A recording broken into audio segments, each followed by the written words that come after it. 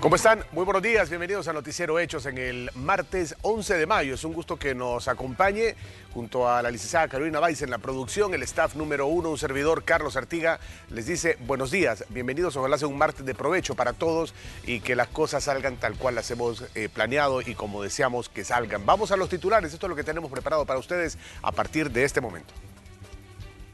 Bueno, es parte del contenido que tenemos preparado para ustedes. A partir de este momento, este lunes, la Fiscalía General de la República presentó la acusación en contra del ex agente de la PNC que habría asesinado a 2 mujeres el pasado fin de semana. Conozcamos más en el siguiente informe.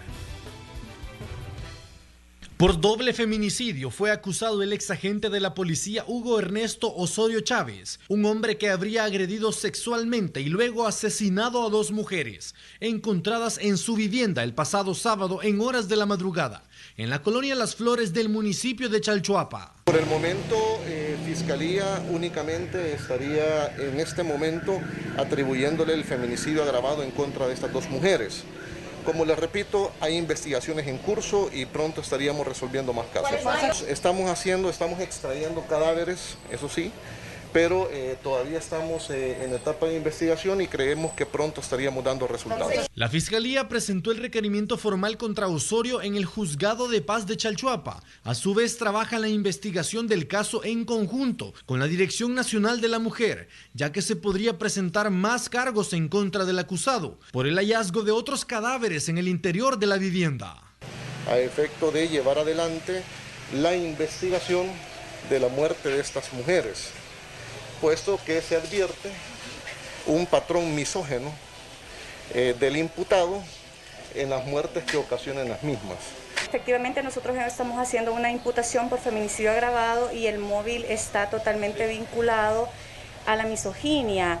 Hemos trabajado una investigación determinante en relación a la violencia sexual que reciben las mujeres. El caso en este momento, actualmente el doble feminicidio, está vinculado a ese componente de la violencia sexual contra las mujeres. El imputado, arrestado y presentado el mismo sábado 8 de mayo, podría enfrentar hasta 100 años de cárcel por los 2 feminicidios, mientras el Ministerio Público continuará con las investigaciones, al menos 30 días más. Con imágenes de Ricardo Tovar, Néstor Hernández, Noticiero Hechos. 5 de la mañana con 34 minutos. A este caso se refirieron las autoridades de seguridad, quienes revelaron cuál sería el modo de operar del ex agente policial en complicidad con otras 11 personas. Al menos 11 personas han sido detenidas en las últimas horas por presuntamente estar involucradas con Hugo Ernesto Osorio, principal sospechoso de asesinar a 4 personas en el municipio de Chalchuapa. De acuerdo a las investigaciones, los capturados encargaban el cometimiento de los ilícitos, convirtiendo el modo de operar del ex policía en una especie de sicariato. Que de manera preventiva hemos capturado a estas 11 personas precisamente para poder tener los elementos que nos vayan vinculando los homicidios, porque este mataba por sus desviaciones sexuales, pero también mataba por encargo o porque otro amigo le decía esto. Es una conducta psicópata de parte de este asesino en serie, que no solo pues mataba a sus víctimas con las cuales sostenía algún tipo de relación, sino que también lo hacía por encargo. El trabajo en la zona se prolongará durante al menos 15 días, a fin de obtener las pruebas necesarias para sustentar las acusaciones en los tribunales. Además, el ministro de Justicia, Gustavo Villatoro, aseguró que es muy probable que se logre identificar más cuerpos en el patio de la vivienda y en la fosa donde encontraron los restos de 2 hombres. En el mismo patio se ven sombras de cemento fresco o de diferentes colores que casualmente pegan con las siluetas de personas. Eso es lo que tenemos que estar trabajando. Tenemos unas grandes posibilidades de encontrar más cuerpos ahí en la vivienda y por eso que estamos preparándonos precisamente para estar más de 15 días haciendo excavaciones en la zona.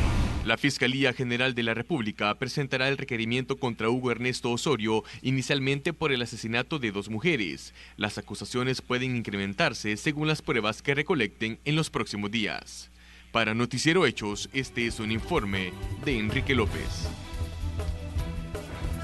5 de la mañana con 35 minutos. Le damos la bienvenida a esta hora a nuestra compañera Lorena Mengíbar, que se integra en la transmisión. Lorena, buenos días, bienvenida, ¿cómo estás? Como siempre, Carlos, es un gusto saludarles y vamos a compartir con ustedes más información relacionada a este tema, ya que por su parte las autoridades policiales aseguran que en el país se registra una reducción de homicidios y otros delitos como lesiones, robo y hurto.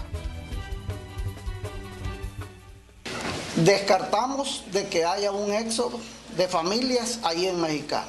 El director de la corporación policial se refirió al caso de una familia que abandonó su vivienda por supuestas amenazas de pandilleros.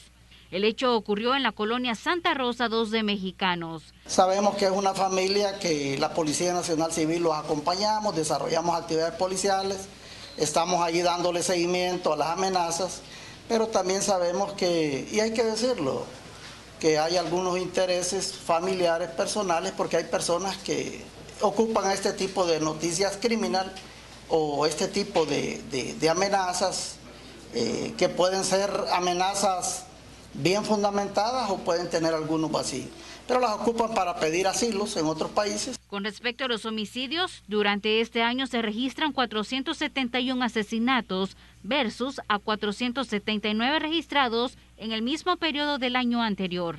Es decir, que existe una reducción de 8 crímenes. Es decir, estamos trabajando con la cifra de los delitos de homicidios del año pasado, de los resultados exitosos del Plan Control Territorial. La tasa por día andamos entre 3.3, 3.6, es decir, nos mantenemos entre 3 y 4 homicidios diarios. Las desapariciones también sostienen que se han reducido. La PNC registra alrededor de 700 denuncias, de las cuales más de 400 han sido localizadas. Los hurtos, robos y lesiones también presentan una reducción. Con imágenes e informe de Marcela Rivera. Y a más de 3 años de haberse cometido el crimen de la agente Carla Ayala, en la madrugada del 29 de diciembre del 2017, el director de la Policía Nacional Civil, Mauricio Arreaza Chica, sostiene que se continúa investigando junto con agencias internacionales el paradero del exagente Juan José Castillo Arévalo, mejor conocido como Samurai, a quien las autoridades señalan como el autor material del hecho en este caso. 9 exmiembros de la corporación fueron condenados penal y civilmente.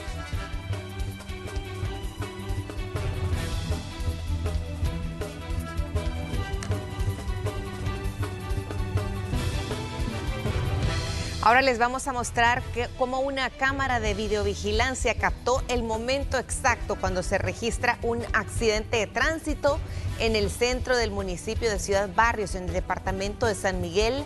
Un grupo de personas camina sobre la calle cuando una mujer y una niña se atraviesan la calle y fueron embestidas por una motocicleta. Aunque ambas cayeron al pavimento, afortunadamente y al parecer solo fue este susto. En el momento del percance, una patrulla pasaba por la zona, se detiene a auxiliar a las personas y ahí vemos pues justamente este detalle, ese momento en el que lamentablemente pues como peatones quizás no notaron el momento o quizás no buscaron el lugar adecuado para poder cruzar y es donde esta motocicleta les pega. Definitivamente que la responsabilidad del peatón es enorme en estos casos cuando no ocupas los lugares indicados para cruzarte la calle y deja eso. Siquiera voltea a ver pues, ¿verdad? Si te la vas a cruzar en el lugar donde no corresponde está bien, pero mira la señora va, atrás alcanzamos a ver que viene la moto en su derecho de vía y dice no viene nada, bueno ahí voy y mira. Sí, es que no vuelven a ver, Carlos, y yo creo que nada más se bajaron del bus y comenzaron a cruzar la calle y no visualizaron. Quizás hay lugares en las calles donde sí hay posibilidades de tener perspectiva desde todos los lugares para poder cruzar. Y por eso es que les llamamos el famoso paso de cebra, que siempre están diseñados para que uno tenga visión y poder cruzar seguro. Hemos dicho, a veces a uno le gusta cruzarse la calle donde uno quiere, ¿verdad? Donde le es más cómodo. Aquí la señora dijo, me la cruzo acá y dijo, va a frenar el de la moto. Y la moto venía pues ya desarrollando su velocidad en su derecho de vía, porque aquí no hay ni alto. También está el tema de la velocidad de la moto, ¿verdad? Porque un poquito excesiva para este tramo tan estrecho y tan corto. Pero más allá del tema de la velocidad de la motocicleta, que también tiene su responsabilidad, está la responsabilidad del peatón en este caso y de la señora que lleva a una menor de edad. Lo vamos a ver por enésima vez. La señora voltea a ver, ahí la tiene usted en la parte inferior de la pantalla, piensa que lo va a hacer y se la pasa llevando la moto, es decir, no se detiene a voltear, a observar, y una patrulla atrás es todavía lo más irónico de esta situación. Ahí quedó el motociclista porque vemos que alcanza a salir lanzado de la moto. Pero bueno, afortunadamente quedó en el susto, pero que sea un llamado de atención para todos a la hora de manejarnos, de la precaución que debemos tener al conducirnos en las calles. Por última vez lo vamos a ver, solo para apreciar de que el motociclista quedó ahí también, que pues... sí, seguramente sufrió daños. También sufre daños en su moto, se ha lamentado, y la señora con la menor de edad y pues la policía que venía atrás.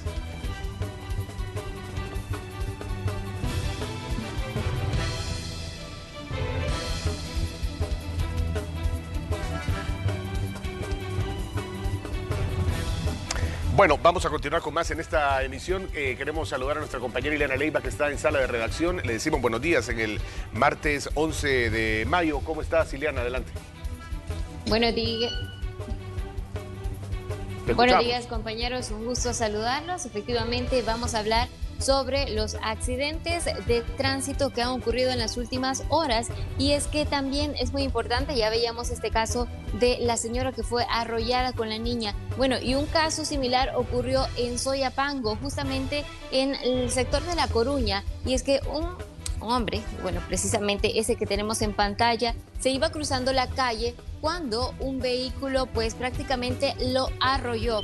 Aquí las autoridades dicen que hubo dos factores. En primer lugar, la imprudencia, en este caso del peatón, al cruzarse la calle, y también la excesiva velocidad a la que iba este vehículo. En ese momento justamente iba transitando ese camión con los elementos de la Fuerza Armada, y ellos se detienen para poder pues prevenir que esa persona fuera arrollada otra vez por los vehículos que seguían transitando en la zona. Así que ellos se detienen, tratan de pues estabilizar a esta persona, llaman al 911 para que enviara una unidad, y ya la persona pues fue atendida por los socorristas y posteriormente llevada hasta el hospital de Soyapango. Así que fue muy oportuna esta intervención que hicieron los elementos de la Fuerza Armada para poder trasladar a esta persona hasta el hospital, quien lamentablemente habría sufrido una fractura en el brazo y también en la cadera. Así que son pues bastante grave cómo se encuentra esta persona, y por eso es que siempre se sigue haciendo el llamado tanto a los automovilistas como a los peatones para tener precaución en las carreteras y evitar este tipo de percances viales que se siguen dando. Sabemos que pues una de las causas de muerte en las carreteras también es la imprudencia del peatón, o también ya la causa que decíamos de la imprudencia de algunos automovilistas, pero son situaciones que si todos ponen de su parte, pues pueden evitarse. Así que imagínense, la vida de esta persona sin duda que va a cambiar bastante debido a este incidente, y como ya es costumbre, el responsable de este accidente, es decir, el conductor también del automóvil, se dio a la fuga, como normalmente se hace cada vez que se reporta un caso de atropellamiento. Son pocas las personas que se quedan en el lugar para ver si esta persona se encuentra estable, llamar a una unidad, ya sea de la policía o las ambulancias. Pero bueno, aquí tenemos este nuevo caso que ha ocurrido, compañeros. La ley del FONAT, ¿verdad? Que algún día la vamos a tratar a fondo para pues verificar, ver y crear esa conciencia de que lo importante en este tipo de casos es quedarse en el lugar, porque te ampara la ley cuando han sucedido hechos como este. Ileana, muchas gracias por tu reporte. Con gusto, buen día. Un gusto.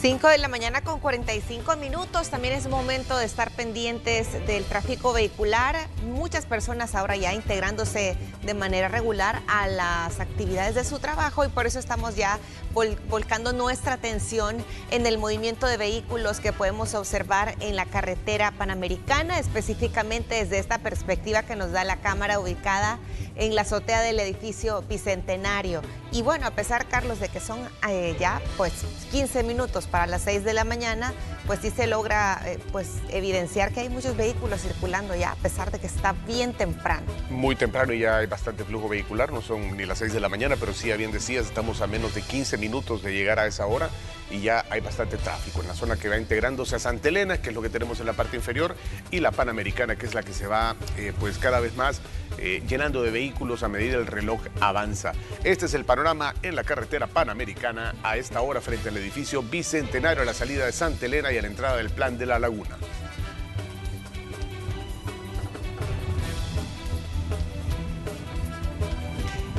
Y también le damos paso a nuestro compañero Enrique López, que se ha trasladado hacia la zona del Boulevard Constitución, cerca de la residencial La Gloria. Nos comenta cómo se encuentra este punto de San Salvador. Quique, buenos días.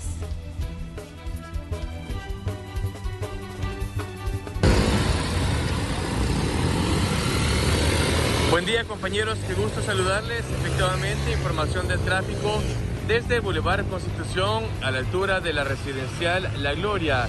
Ya regresamos al flujo vehicular normal luego del asueto del día de ayer, y esto se puede notar en la carga vehicular que viene desde el redondel Integración. A pesar de esto, aún se mantiene bastante fluido el tráfico. Esto sin duda puede cambiar en los próximos minutos. Hay que recordar que son personas que buscan ingresar a la capital y vienen desde Apopa, Ilopango, Soyapango, Quesaltepeque, por mencionar algunos municipios, y esto incrementa la carga vehicular en el Boulevard Constitución. Pero recalcando la información, como ustedes pueden observar, se encuentra bastante fluido por el momento. Hay una menor carga vehicular en el otro sentido, es decir, desde el redondel Chapik-Handal hacia la zona norte de la capital. No hay mayores inconvenientes y también hemos observado la presencia de las autoridades de la Policía Nacional Civil. Y por último, los conductores que van saliendo de la residencial San Pedro y por este sector, quienes salen desde la residencial La Gloria, de igual manera no representa mayores inconvenientes. Enrique, muchas gracias por el reporte desde la zona de La Gloria. Vamos a seguir con más información. Ya son las 5 de la mañana con 48 minutos. En el martes 11 de mayo, el alcalde de San Salvador se refirió a la transferencia del FODES y a los supuestos despidos que denuncian empleados municipales. El alcalde de San Salvador, Mario Durán, sostuvo que ya les fue entregado el FODES, pero que deben realizar algunos trámites para poder ejecutarlo. Recordemos que el ministro de Hacienda presentó una iniciativa de decreto transitorio para trasladar el 50% de la deuda con las municipalidades, que a partir del 6 de mayo se inició con el desembolso de $153 millones. Nosotros todavía estamos en el cambio de firmas. Recuerda que tenemos apenas una semana de haber encontrado la alcaldía de San Salvador y nos la dieron incluso sin el pago de salarios de las personas de la administración, 5.500 empleados, más de 5.500 empleados que no habían recibido su salario de parte de la administración anterior, y todo esto es lo que nos ha tenido a nosotros como prioridad, que hemos terminado de pagar el día miércoles a las últimas personas. Bastante difícil la situación que han vivido nuestros compañeros. El edil capitalino también descartó que se hayan despedido a empleados municipales. Esto surge luego que un grupo de personas denunciaran al respecto. No hemos despedido a nadie al día de ahora, 0 despidos. Todas las personas que han estado en la administración anterior, que eran jefaturas, pues han sido removidas de su cargo, efectivamente. Es normal que en una administración el nuevo alcalde posponga a sus jefaturas, y las otras personas que han renunciado, pues me imagino que sabrán qué han hecho en el transcurso de estos últimos 3 años, y ellos prefieren alejarse de la administración. El día de ahora yo no he despedido a una persona. También asegura que se estará presentando una denuncia por actos de corrupción al interior de la comuna y por la creación de plazas fantasmas. Con imágenes e informe de Marcela Rivera.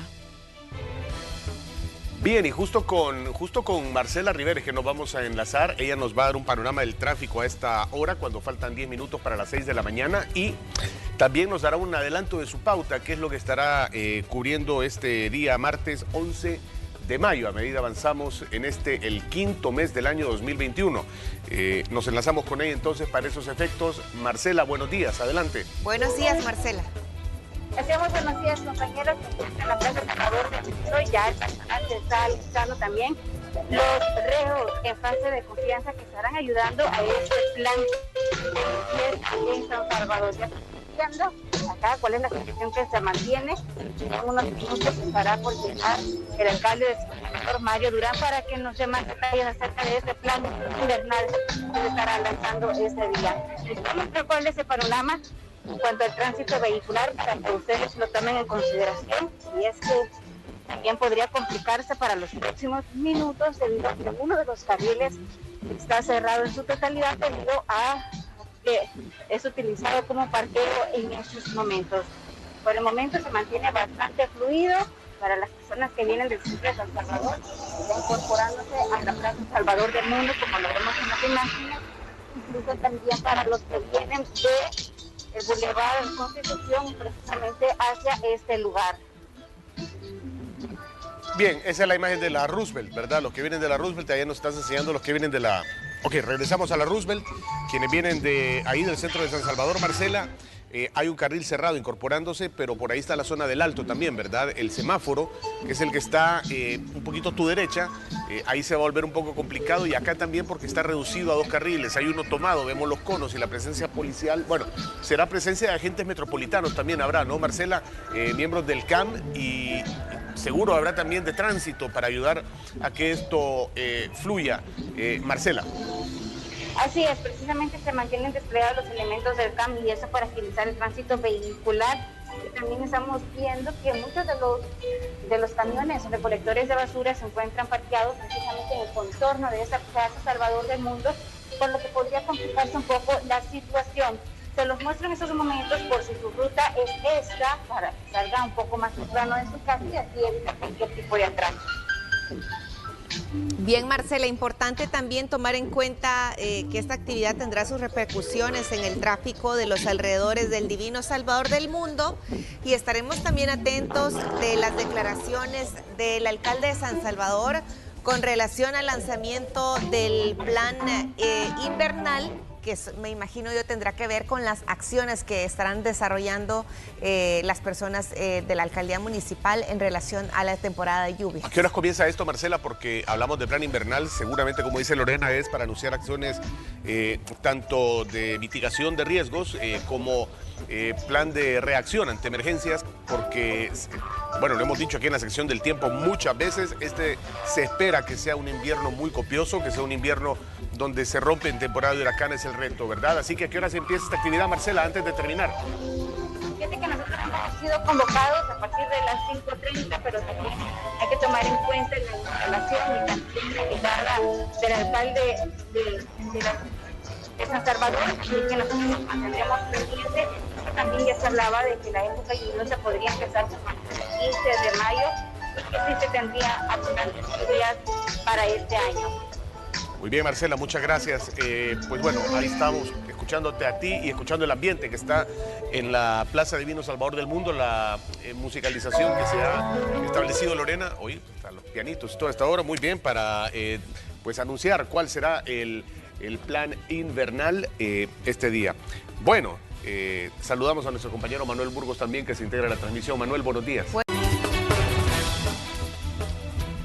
Muy bien, y a esta hora estamos pendientes del tráfico. Hay un accidente de tránsito en el kilómetro 11 de la carretera troncal del norte. Si usted va hacia Apopa, viene desde Apopa o circula por Ciudad Delgado, ahí le tenemos el dato para que esté pendiente. Esa es la publicación que hemos hecho a través de la cuenta de Noticiero Hechos. Ahí nos puede encontrar, donde estamos actualizando información todos los días para que usted pues esté bien informado también si ya ha salido de casa.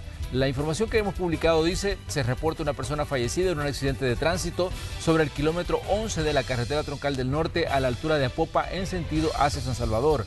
Es decir, una situación lamentable, ya las estadísticas una vez más engrosándose, la de víctimas de accidentes de tránsito, y también una situación que ya se torna complicada para quienes transitan a diario por esa vía que nos lleva hacia la zona norte del territorio nacional. Este es el dato una persona muerta en el accidente en el kilómetro 11 de la carretera Troncal del Norte, a la altura de Apopa, en sentido hacia San Salvador. Para que usted tenga pendiente esa información, si usted nos está sintonizando en la zona norte, ya sea Chalatenango, Aguilares, Apopa, para que pues esté al tanto del dato en el que estamos hablando de este accidente vehicular. Bueno, seguimos con más información. El encargado de negocios de la Embajada de los Estados Unidos en El Salvador, Brendan O'Brien, confirmó que el enviado especial para los países del Triángulo Norte, Ricardo Zúñiga, visitará el país entre el 10, es decir, desde ayer al 12 de mayo. En esos días se reunirá con funcionarios de gobierno, se encuentra en el país ya, y representantes del sector privado para conversar acerca de áreas de mutuo acuerdo, como el fortalecimiento de la gobernanza democrática, el respeto a los derechos humanos, el combate a la corrupción, temas de carácter económico y las soluciones a las causas de la migración.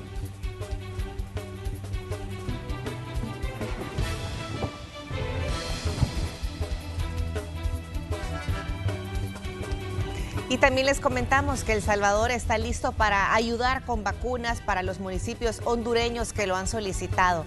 El ministro de Salud, Francisco Alaví, sostuvo que hoy recibirá a 7 alcaldes hondureños para llegar a un acuerdo de cooperación de fármacos contra el COVID-19.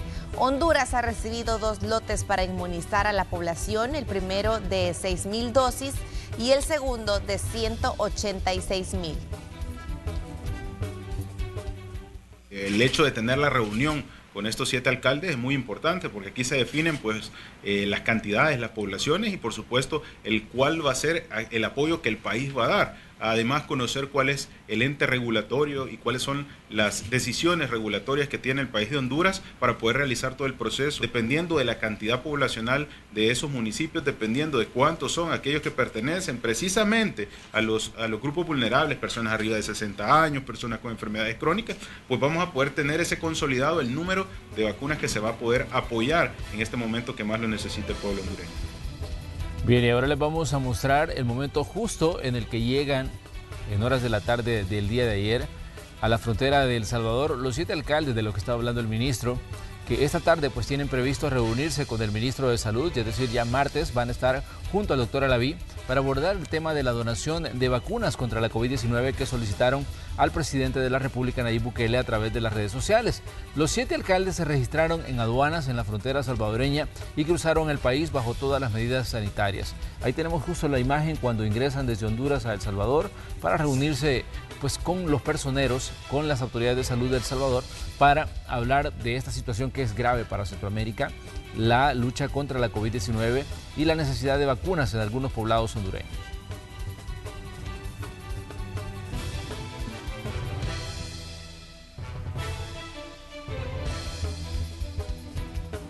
Bueno, hace un momento nos enlazábamos con nuestra compañera Marcela Rivera. Vamos a regresar donde ella se encuentra para que nos dé una actualización. Marcela, adelante.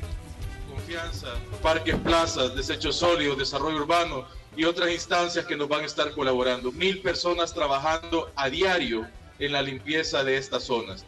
Cada una de las acciones que tomemos ahora será una vida salvada el día de mañana. Así que por favor esforcémonos y trabajemos bastante fuerte para que esta realidad pues llegue a nosotros. Tenemos que convertir a la capital en la capital de Centroamérica y para eso tenemos que trabajar unidos como un solo puño. Nosotros tenemos que ir y esforzarnos cada día por convertir a nuestra ciudad en un referente a nivel de la región. Así que para ello necesitamos que todos estemos al 100%. Yo quiero decirles desde ya muchísimas gracias por el esfuerzo que van a realizar, que Dios me los bendiga a cada uno de ustedes, que me los proteja en sus labores y estoy seguro que lo vamos a hacer bien y vamos a salir adelante. Muchísimas gracias. Agradecemos a los medios de prensa por habernos acompañado y también a las demás personas que se hicieron presente a esta actividad. Muchísimas gracias. A continuación presenciamos el retiro del alcalde de San Salvador y es así como finalizamos esta actividad. A todos, gracias por acompañarnos.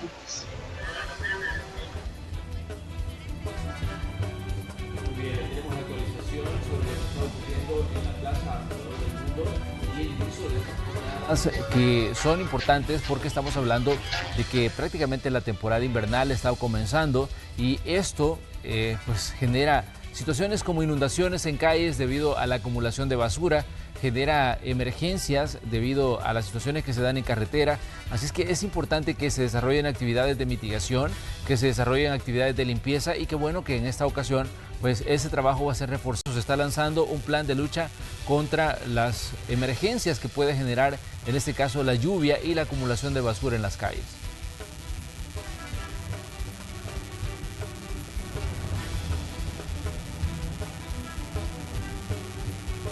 Y bien, luego de esta imagen, Lorena, es hora de revisar también la actualización sobre los datos y la información del coronavirus en nuestro país. Sí, esta cifra, pues como ustedes ya saben, siempre estamos pendientes de la actualización de los datos de este sitio que nos da cuenta ya no solamente de los nuevos casos que se registran de coronavirus, sino también de cómo va ese avance en la aplicación de las vacunas contra el COVID-19. Hasta el momento podemos mencionar 70.380 casos confirmados, de los cuales ya más de 65.900 han sido recuperados y actualmente 2.295 casos activos. Importante también mencionar, tenemos ya algunos datos que se han actualizado sobre resumen de los casos que corresponden al 10 de mayo de 2021. Por el momento les podemos confirmar el fallecimiento de 6 personas a causa del coronavirus. Como ustedes saben, estos datos se van actualizando constantemente, entonces todavía no tenemos pues los datos relacionados a los casos nuevos o las personas infectadas y las pruebas que se realizaron ayer. Pero bien, de lo que sí estamos muy pendientes es también de las personas que se han vacunado contra el COVID-19. Ya va un total de 1.114.544 personas que ya recibieron su vacuna, de la cual ya tienen una primera dosis 958.828 y la segunda dosis 155.716. Y también tenemos un total diario de las vacunaciones que ya va arriba de los 46.000. Son algunos de los datos que pues podemos mencionar de todo este sitio web que constantemente actualiza la información. También tenemos la gráfica del pronóstico de los pacientes y siempre también estamos atentos de lo que puede suceder con los casos confirmados por día, ¿no? Ahí tenemos que la mayoría de los pacientes son asintomáticos, 910, 756 estables, 517 moderados, 87 personas en estado de salud grave y 25 críticos.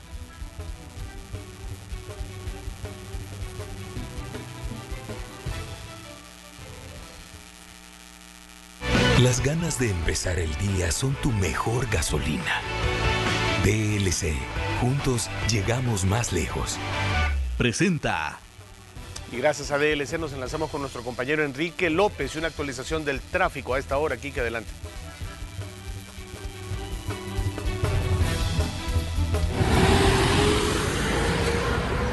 Desde muy temprano se encuentran ubicados sobre la 29 Avenida Norte y la intersección con la calle Alazacamil los gestores de tráfico, quienes están también haciendo una excelente labor, haciendo un poco más fluido justamente la carga vehicular, sobre todo aquella que se conduce desde Ayutuxtepeque hacia la Universidad de El Salvador.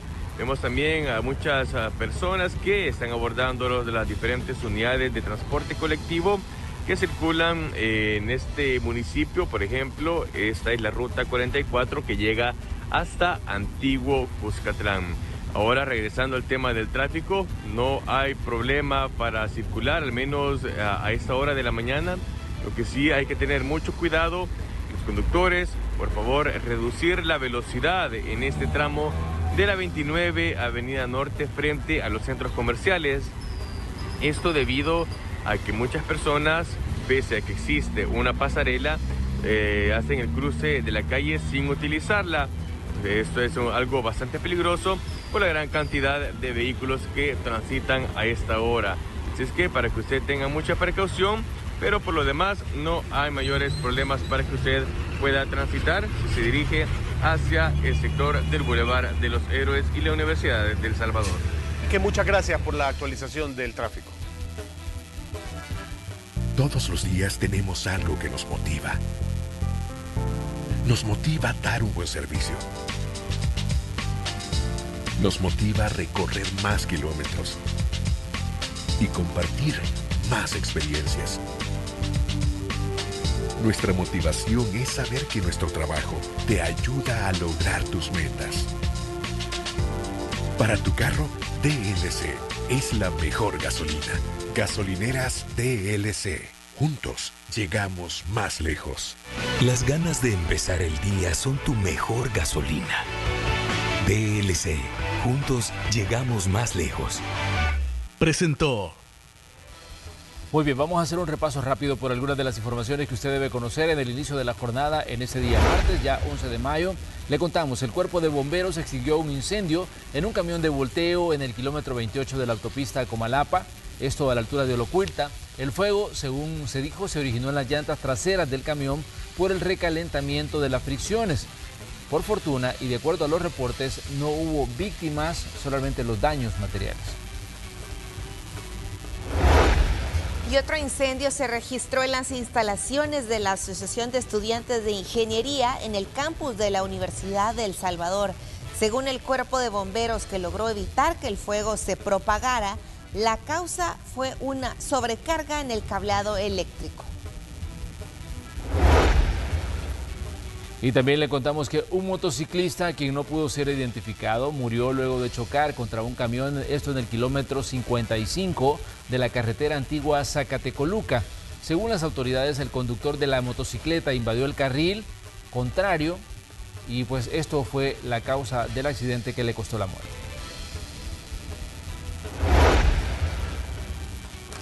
Además, les comentamos que en el municipio de Colón, en La Libertad, la Policía Nacional Civil capturó a Esaú García Lara y Daniel Alexander Rivera por el delito de tenencia de drogas con fines de tráfico. Se les decomisó numerosas porciones de marihuana. Bien, y por el delito de receptación fue capturado un hombre identificado como Max Antonio Santos, de 20 años. Según las autoridades, fue sorprendido con una computadora de las que entrega en este caso al Ministerio de Educación y no pudo justificar por qué la tenía en su poder.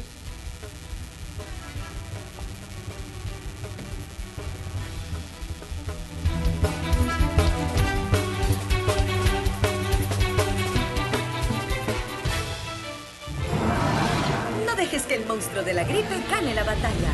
Sé la mejor aliada de tu hijo para derrotarlo con la fórmula multisíntoma de Tapsin Niños Masticable. Presenta. Bueno, inicio de la tarde y de la noche con altas probabilidades de lluvia este día y cielos mayoritariamente nublados también es lo que vamos a tener en este martes 11 de mayo. Esto debido a la elevación de la zona tropical y desde ayer hablábamos de Andrés, que es la primera tormenta tropical de la temporada y que ha iniciado muy rápido en el Océano Pacífico. Comenzamos el conteo en el Alfabeto y lo encontramos ya disipándose, alejándose de las costas del Salvador, está claro, pero desde ayer hacía presencia y lo teníamos en pantalla.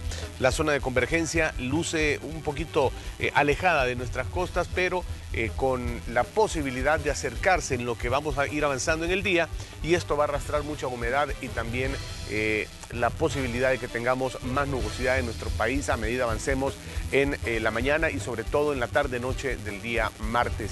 Por lo tanto, la posibilidad de lluvia está sobre todo a principio de la tarde, a la 1 de la tarde, 2 de la tarde, y también ya entrada la noche a las 7 p.m., 8 p.m.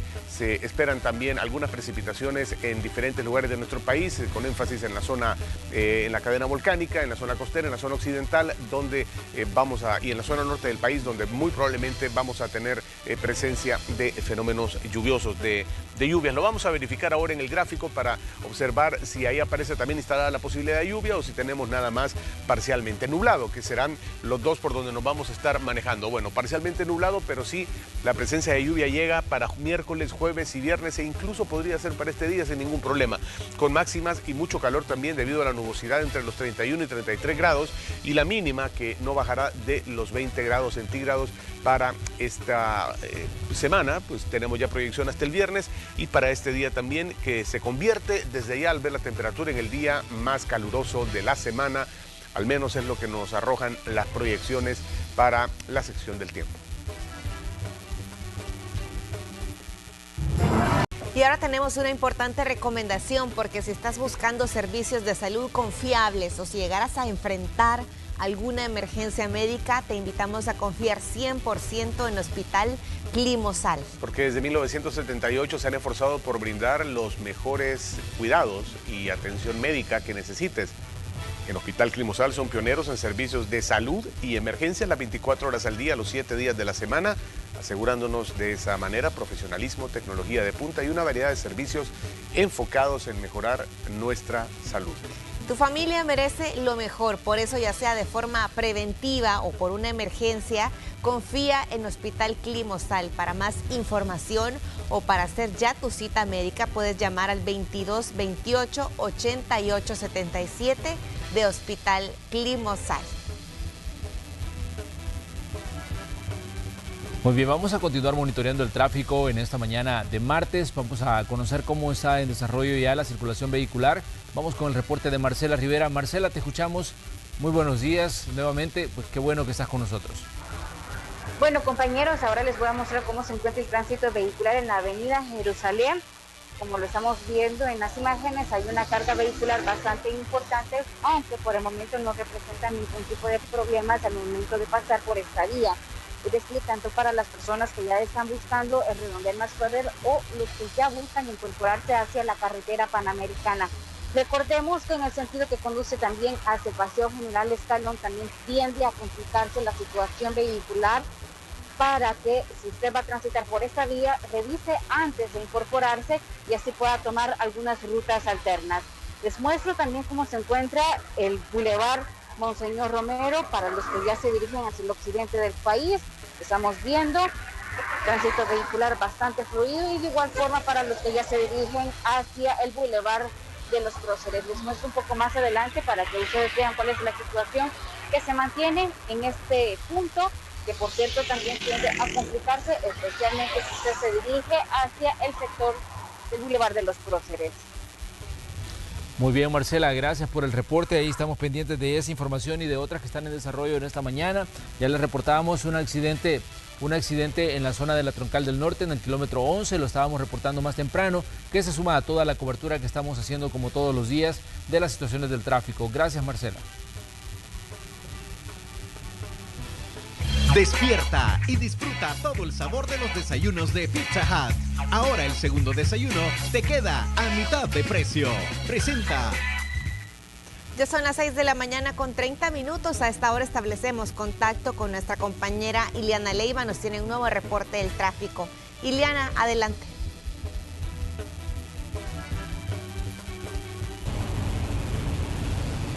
Buenos días, despierta y disfruta todo el sabor de los desayunos de Pizza Hut. Ahora el segundo desayuno te queda a mitad de precio, de lunes a viernes en restaurantes Pizza Hut. Aplica menús seleccionados y gracias a Pizza Hut vamos a compartir información del tráfico que ustedes tienen en pantalla para quienes se desplazan desde la avenida Revolución.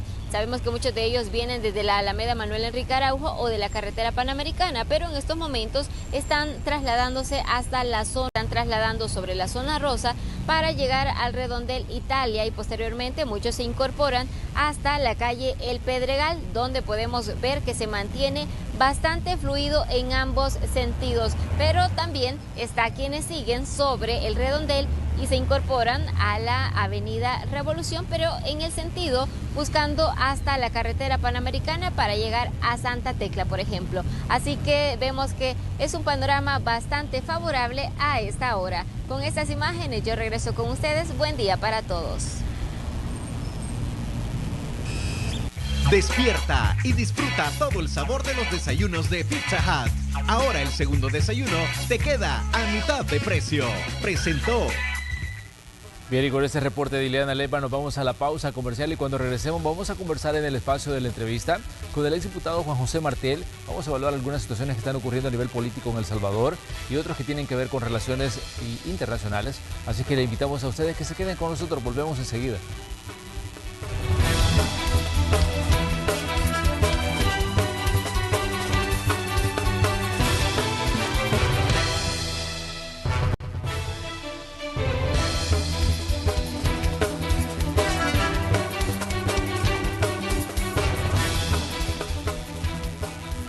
Agradecemos su sintonía en este martes, ya 11 de mayo de 2021. Qué bueno que están con nosotros. Hoy vamos a conversar con el exdiputado Juan José Martel. Como decíamos, hay muchas cosas ocurriendo a nivel político y no ha salido de la controversia todavía la situación que se dio el 1 de mayo con la destitución o sustitución, como le han llamado algunos funcionarios del Ejecutivo, a la Sala de lo Constitucional de la Corte Suprema de Justicia y del Fiscal General de la República. También otro elemento importante son las reacciones que esto ha generado, sobre todo en países como Estados Unidos, que ha dicho incluso su vicepresidenta Kamala Harris que están buscando la forma de responder. Un dato importante es que hoy el enviado especial de Estados Unidos para el Triángulo Norte, Ricardo Zúñiga, llegó a El Salvador este 10 de mayo en una sorpresiva visita de 2 días para reunirse con funcionarios de gobierno y empresarios y discutir el fortalecimiento democrático respecto a los derechos humanos y la lucha anticorrupción en el país. De acuerdo al breve comunicado, el enviado especial estará en El Salvador del 10 al 12 de mayo. Según el Departamento de Estado, el enviado especial de Biden buscará reuniones con funcionarios de gobierno de El Salvador y representantes del sector privado. Su agenda incluye temas de gobernanza democrática, respeto a los derechos humanos y la lucha anticorrupción. Durante su última visita, Zúñiga anunció el apoyo de $2 millones del gobierno de Estados Unidos para la Comisión Internacional contra la Impunidad en El Salvador, CICIES, y endosó el apoyo a las reformas para su independencia del órgano ejecutivo. Esta mañana conversaremos con el analista Juan José Martel sobre estos y otros temas. Bienvenidos a la entrevista de Hechos AM. Así es, Juan José Martel está con nosotros aquí en Hechos AM. Juan José, buenos días, un gusto saludarlo. Lo vemos un poco más descansado ya. Sí, gracias Manuel por esta invitación. Sí, ya más tranquilo, viendo los toros desde la barrera. Eso permite también tener una mejor perspectiva de los hechos. Y lo que más me gusta es que me digan exdiputado, porque ese título sí es para toda la vida. Así que gracias Manuel por esta oportunidad. Juan José, Estados Unidos ha expresado especial interés en las decisiones que se están tomando aquí en El Salvador. Tal es así que su enviado para el Triángulo Norte está hoy aquí en territorio salvadoreño. ¿Cómo tomar este tipo de situaciones, Juan José, considerando el contexto y de las reacciones que ha generado no solo en Estados Unidos, sino a nivel de diferentes organismos, a nivel de diferentes entidades que están verificando el tema de derechos humanos, están verificando la gobernanza democrática y que hoy tienen especial interés en lo que está pasando en El Salvador? ¿Cómo tomar esta reacción de Estados Unidos? Porque ayer había algunas declaraciones que son, digamos, preocupantes y ya se las vamos a plantear para que usted nos dé su evaluación. Pero hablemos de la visita de Ricardo Zúñiga a El Salvador. Sí, yo considero que hemos tenido históricamente buenas relaciones con los Estados Unidos. Hemos sido un importante socio comercial, o ellos lo son para nosotros. Por otra parte, el grueso de los salvadoreños los tenemos en Estados Unidos. Estamos muy cerca, somos parte de la zona geográfica de influencia más inmediata de los Estados Unidos. Y todo eso ha provocado una relación a lo largo positiva, pero que también, cuando uno revisa la historia, ha tenido sus altas y sus bajas. En este momento podría ser que tenemos un momento en el que, debido al cambio de gobierno en los Estados Unidos y a lo que ha sucedido en El Salvador, se han juntado ambos fenómenos y esto está provocando un momento, yo no le llamaría en que haya a la baja la relación, sino de buscar aclarar conceptos y entender la nueva realidad también en la que está visualizando la presidencia en los Estados Unidos. Yo creo que a lo largo de la relación, la clave para los Estados Unidos han sido que ellos han tenido claros sus objetivos como país en la relación con nosotros. Ellos saben que hay intereses concretos que ellos tienen que ver desde El Salvador. En primer lugar, ellos tienen un grave problema en su frontera sur con la inmigración. En segundo lugar, tienen un grave problema con países cercanos para organizar o preparar ataques contra los Estados Unidos. Creo que ahí tenemos 3 objetivos estratégicos que deben de ser la perspectiva. en la medida en que tengamos un gobierno que está buscando, tengamos en El Salvador un gobierno que está buscando una buena relación, que está tratando de enfrentar las causas que generan la inmigración, que está combatiendo el crimen organizado, que es en el cual se vincula también el narcotráfico y que no está abriendo espacios a ningún tipo de grupo terrorista, creo que esa debería de ser la visión más estratégica de los Estados Unidos. Pero, Juan José, ¿podríamos agregar a todos estos elementos que usted nos está señalando el hecho del acercamiento de China a la región? Porque vemos que incluso Brendan O'Brien, que es el encargado de negocios de la Embajada de Estados Unidos en El Salvador, porque todavía no hay nombrado un embajador de la administración Biden para El Salvador, él ha hecho énfasis, decía, en el peligro que hay, decía, de la relación con China, y básicamente decía que China no es un socio confiable. Lo decía el mismo encargado, en este caso, de negocios de la Embajada de Estados Unidos. ¿Podríamos agregar todo esto a todo lo que usted nos mencionaba, el acercamiento de China a Centroamérica? Porque las relaciones chinas no están solo con El Salvador, sino con, digamos, diferentes países del continente que están buscando ese fortalecimiento y ese acercamiento. Algo que Estados Unidos considera también que no es, digamos, no es del todo algo que le cause placer, el hecho de saber que China está entrando a esta parte del mundo. Sí, yo creo que es normal la inquietud de los Estados Unidos, pero los Estados Unidos deben de tomar en cuenta, en primer lugar, que no ha sido este gobierno el que abrió la relación con China. Relaciones con un país y especialmente con una potencia son altos, y más para nosotros. Pero ya instalado la relación con China, debemos de tomar en cuenta como salvadoreños que en China es la segunda potencia económica del mundo y que cada vez ha ido aumentando más su influencia hacia la región latinoamericana y ahora en particular hacia Centroamérica. Ellos ya están en Panamá, están en Costa Rica, están en República Dominicana, ahora están en El Salvador.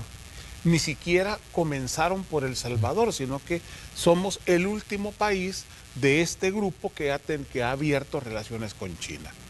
Ahora, ¿por qué no puede un país tener buenas relaciones, una relación privilegiada con los Estados Unidos y al mismo tiempo tener una relación con China? Además, la política china en materia de relaciones internacionales es la no intervención en los asuntos internos de los países. Es decir, China no está interesada. Estados Unidos es un socio celoso, José. Es por eso quizás que no hay una buena relación o digamos, no le causa, como decíamos, placer el hecho de saber que China está ingresando a estos países y que está fortaleciendo sus relaciones. Es probable, siempre en materia comercial y en materia política hay celos. La competencia siempre está siendo evaluada y nunca es bien vista por el competidor. La competencia en los mercados se mantiene porque hay leyes.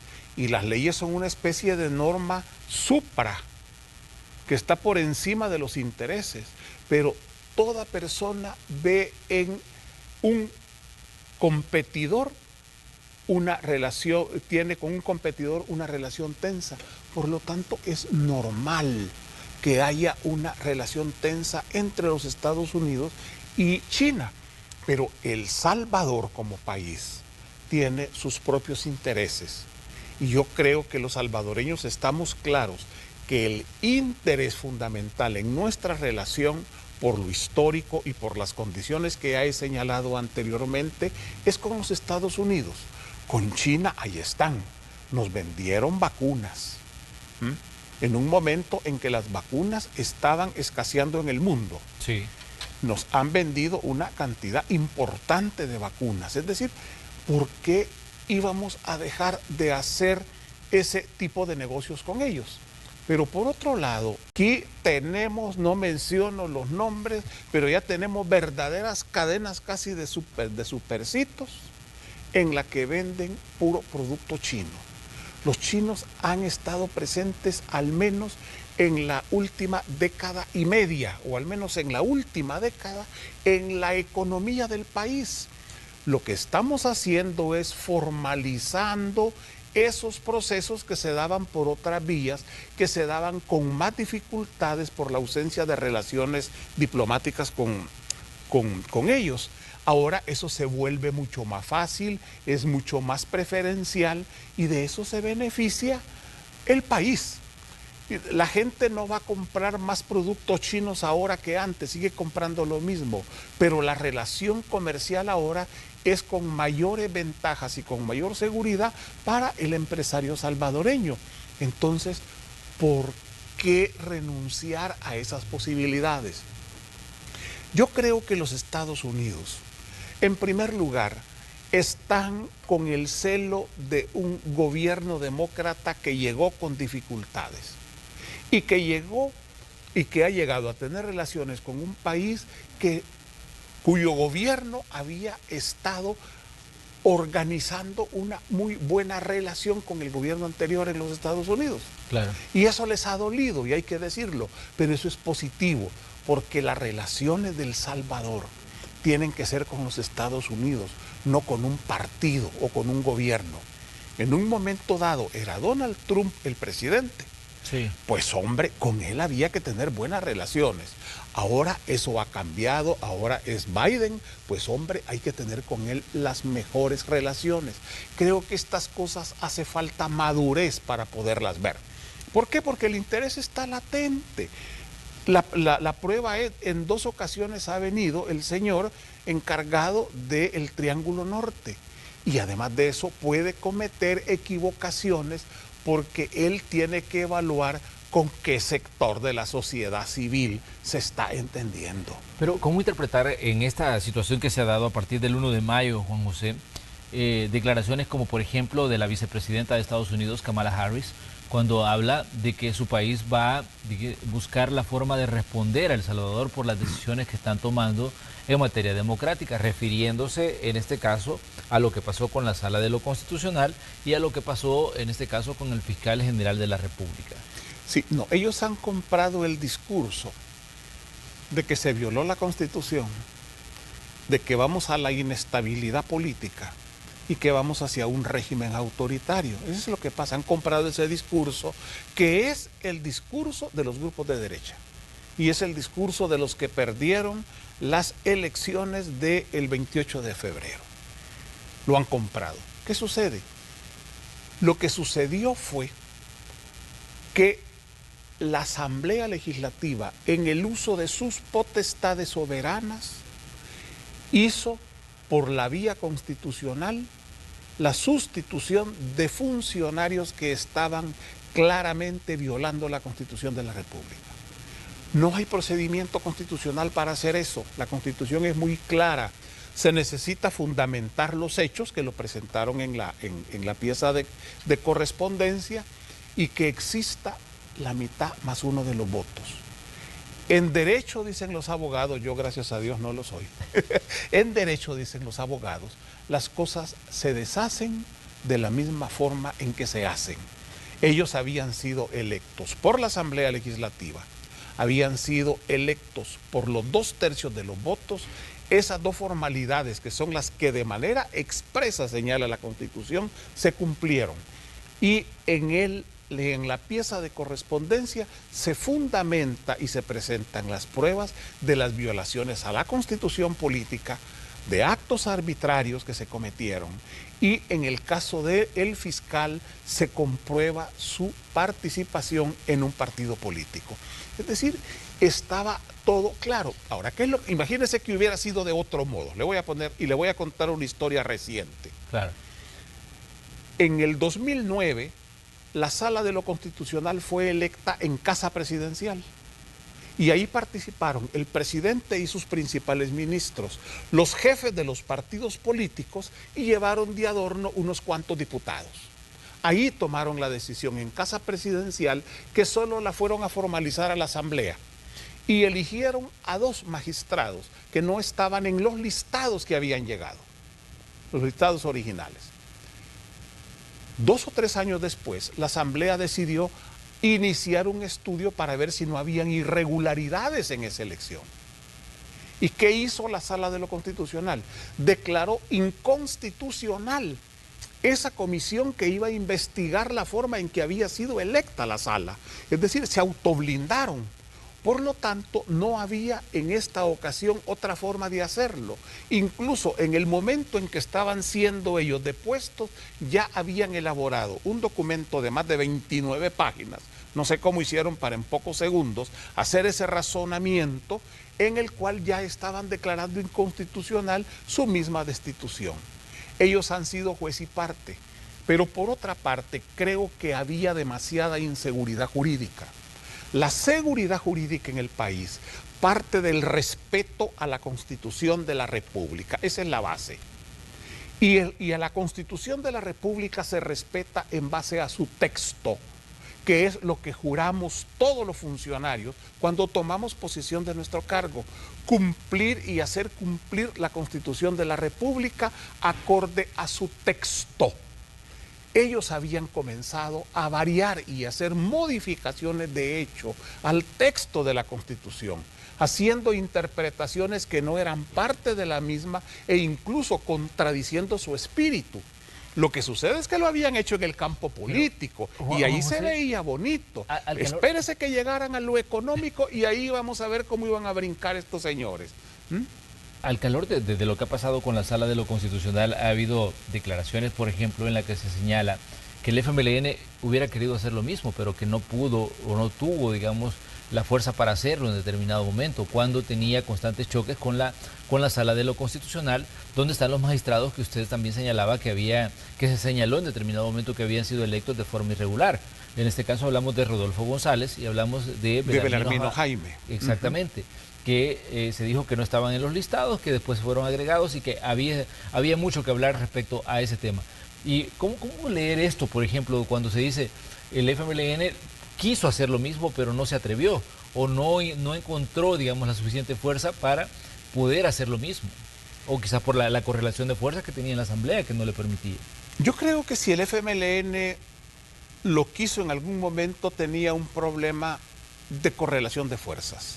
Yo puedo querer algo, pero no tenía el medio, que eran los 2/3 de los votos.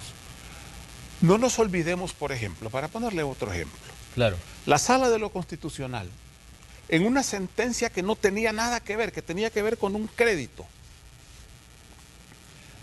desaforó a 84 diputados suplentes de un solo plumazo y les dio derecho a la defensa. No.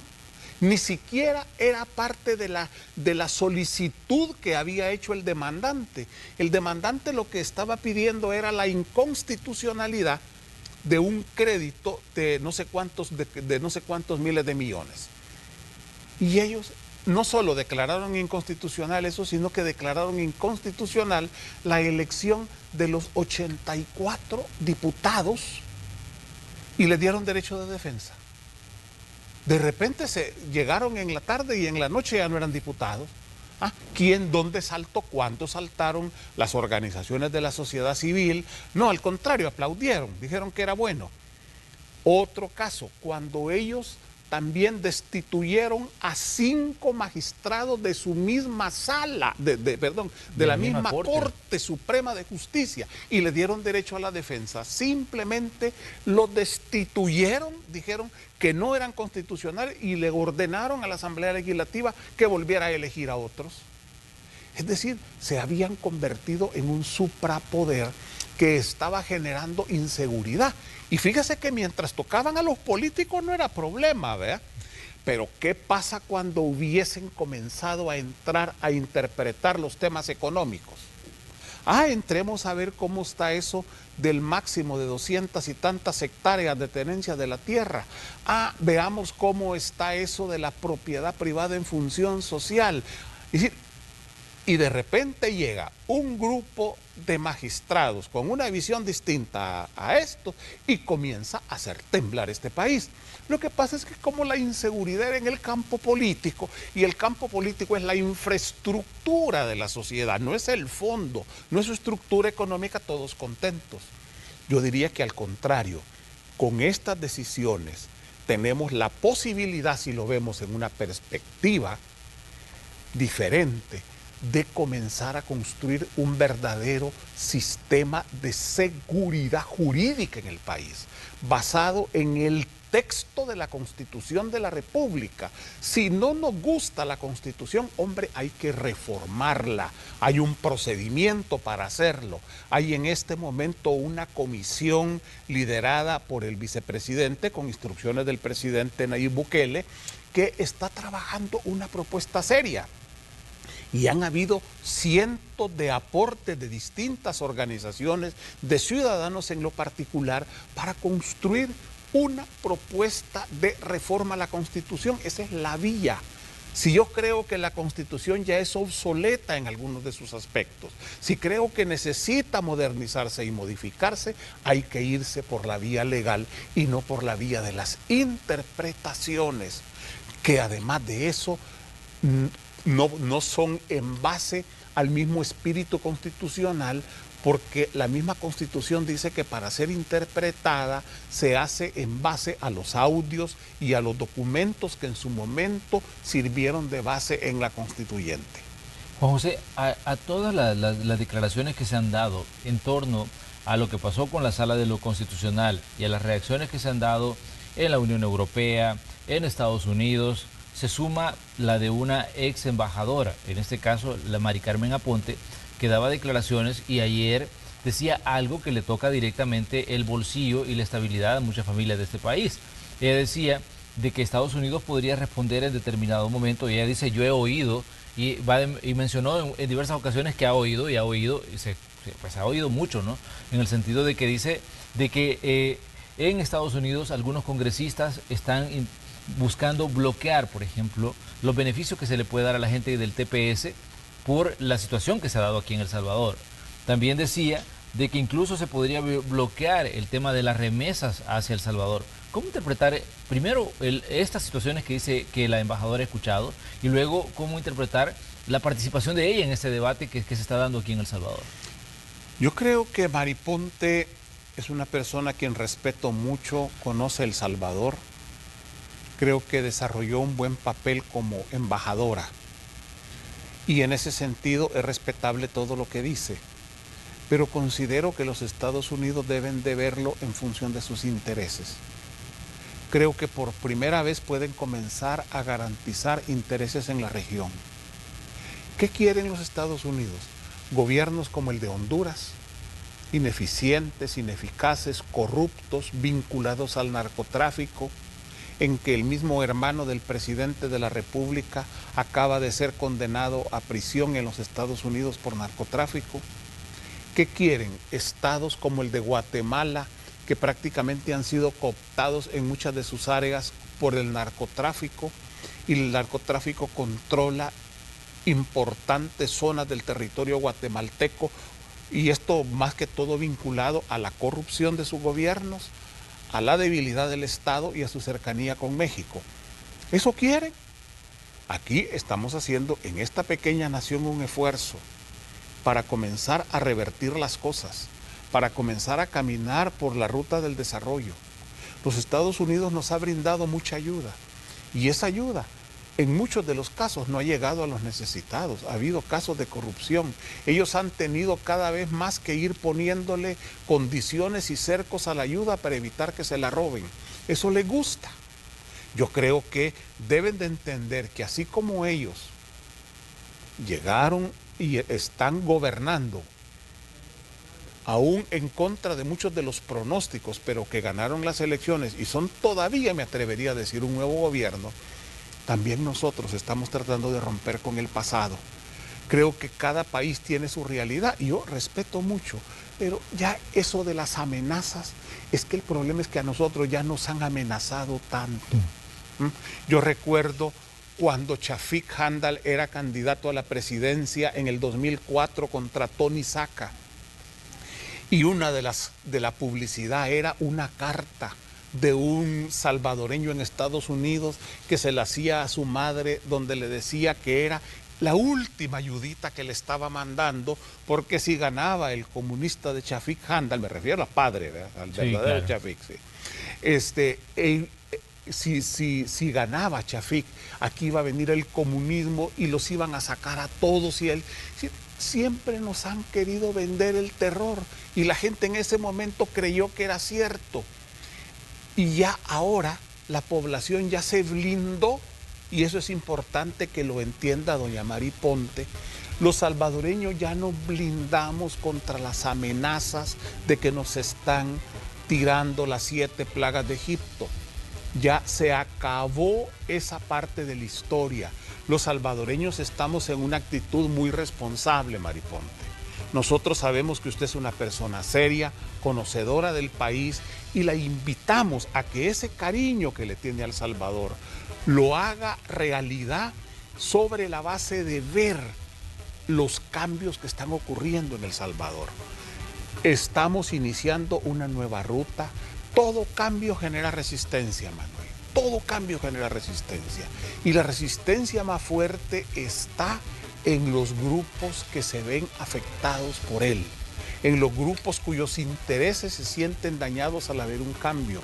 Y ese no es el caso de los Estados Unidos. Creo que los Estados Unidos se van a ver en el mediano plazo y quizás aún en el corto plazo beneficiados por ese proceso de transformación que se está dando en El Salvador. Somos el único país en el que se puede venir tranquilamente sin amenaza de COVID. Sí, hay una serie de opciones que estamos viendo, que estamos en el esfuerzo de transformar. Y yo diría, vamos a necesitar del apoyo de los Estados Unidos, piénsenlo. Y les voy a decir algo más, yo sé que es feo estar dándole consejos a la primera potencia, porque ellos saben más que uno, además lo tienen controlado a uno totalmente. Piensen con quiénes se están metiendo. Esos grupos de sociedad civil con los que están conversando, en primer lugar, son poco representativos de la población. En segundo lugar, tienen mucho desprestigio. Y en tercer lugar, han estado involucrados en actos de corrupción. No van a resolver nada, Manuel, si pasan de los corruptos a los corruptores. Antes se entendían con los corruptos y hoy se van a ir a entender con los corruptores. No van a salir de nada con esa dinámica. Piénsenlo, vean qué representatividad tiene esta gente y vean que podemos llegar a acuerdos en el país.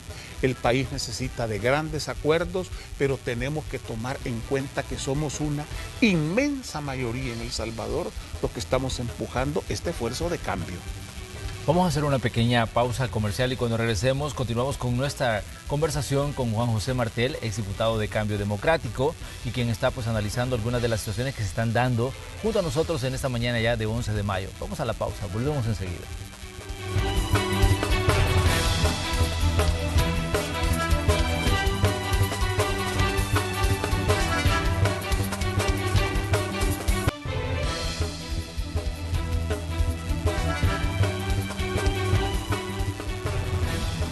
Continuamos esta mañana en el espacio de la entrevista. Hoy tenemos la visita de Juan José Martel, exdiputado de Cambio Democrático, quien está analizando junto a nosotros algunas de las situaciones que se están dando a nivel político y que tienen que ver con decisiones que se han tomado a partir del inicio del periodo legislativo 2021-2024.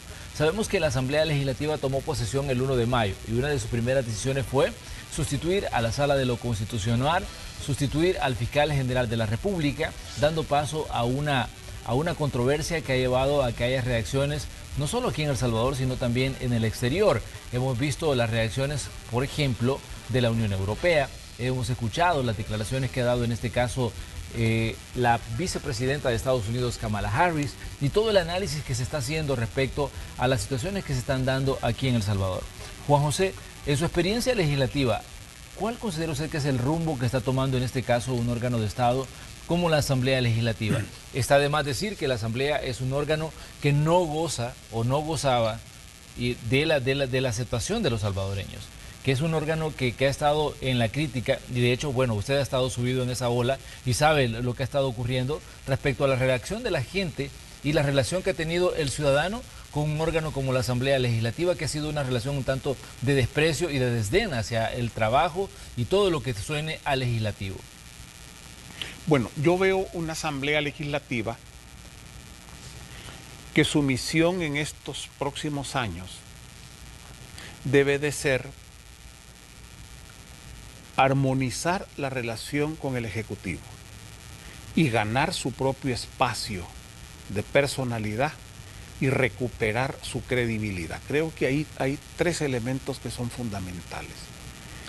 La Constitución está diseñada en su parte institucional, en su parte de los órganos de Estado, para que se trabaje en armonía, respetando obviamente las funciones de cada uno.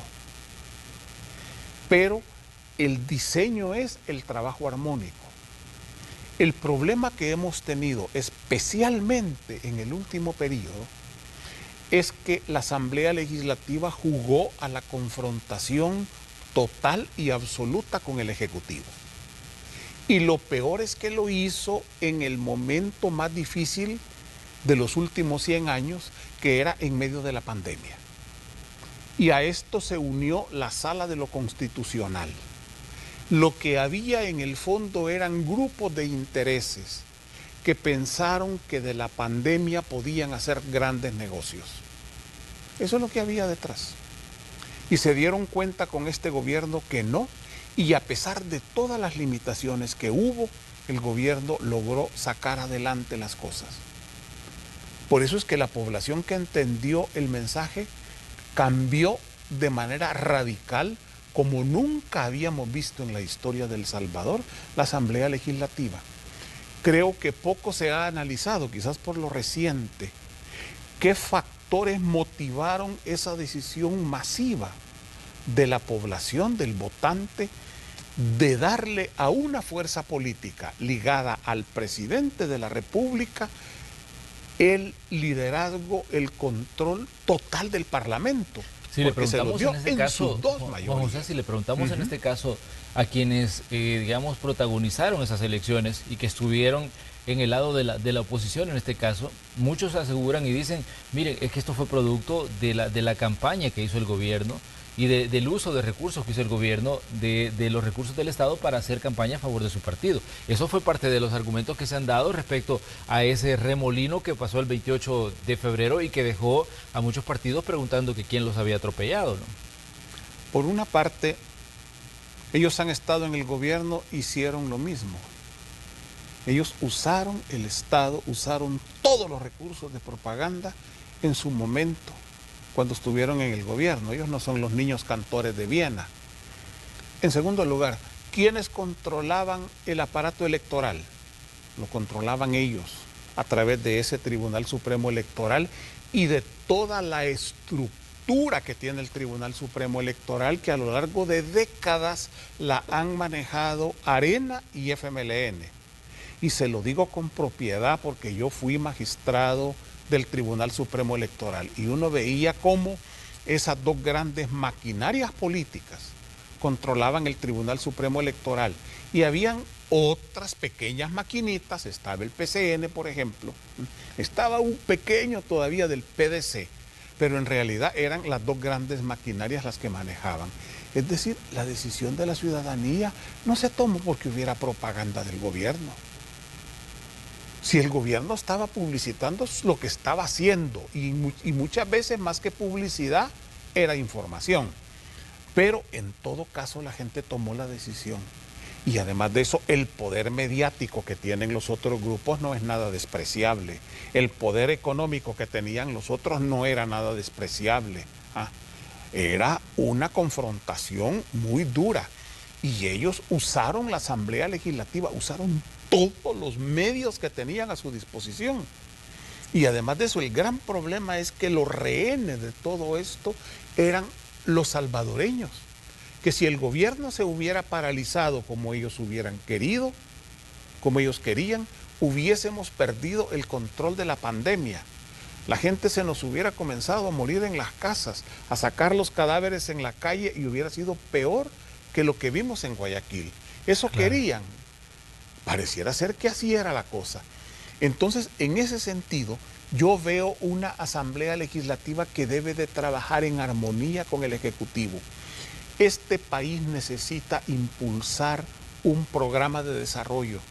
No nos olvidemos que la gente no vota solo por líderes, sino que también vota por programas.